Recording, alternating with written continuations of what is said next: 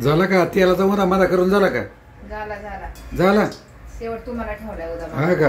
आम्हीच अरे तुम्हाला वा वा वा सगळ्याला 5-5 सगळे खाऊन झालेत. आता माझा नंबर आहे आणि सगळ्यांनी तुम्ही खायला नाश्ता करा. या. छान.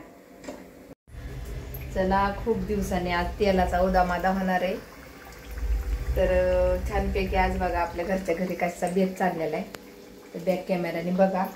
आणि कसं असतं छान पाऊस पडतो या घरचे घरची केलेले किती कधी बी हेल्दी आणि टेस्टी मला तर माहितीच आहे. आणि खूप या व्हिडिओ सोडलेला आहे तळत तळत तळत तळत बघा चाललेलं आहे खायचं. तर हे बघा पसारा सगळा झालाय सगळा चालू आपला मस्त बटाटा उकळून झालं. तर असे वडे करून ठेवले तळत तळत आले बघा. मिरच्या तळल्या होत्या पोरांना तिथे गरमागरम. तर बघा असं बघा तुम्ही हॉटेलमध्ये गेलं बाहेर आपल्याला भूक लागलेली असती तर असं तेल दिसतं का कधी? पांढरं पांढरं तेल असं दिसतं का कधी? नुसतं त्याला तेलाला त्या एकदम कलर आलेला असतो. आणि ह्या मिरच्या का तळल्यात आता एवढ्या थोड्याशा तळते. आणि गरमागरम आज आपल्याला केलेला आहे. घरी पाव विकत आणलेले आणि छान असा गरमागरम टेस्टी आणि बेस्टी वडापाव. आणि इकडं मस्त असं घरीच आमचं घरीच गिरण असल्यामुळं घरीच आम्ही डाळ दळतो ह्याची विकत बी नाही. त्याच्यामुळे वडे असे खूप छान असे फुगतात. आणि वड्यांना असे एकदम ब्राऊन कलर येस्तवर असे मिडियम गॅसवर तळून घ्यायचे.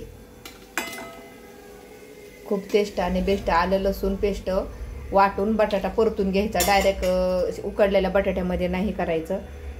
आणि छान बघा असे डुबवायचे ह्याच्यामध्ये. आणि घरी केलेलं खाल्लेलं कधी टेस्टीच असते आणि किती बी पोटभर खा. तर आता 20 रुपयाला वडापाव झाला आहे बघा. तुम्ही सांगा हे वडे केवढ्याचे झाले आता? खात का जवळजवळ मी 20 वडे केले होते. आता एवढं तळत तळत आलं तर एवढं राहिलं म्हणजे शेवट आता.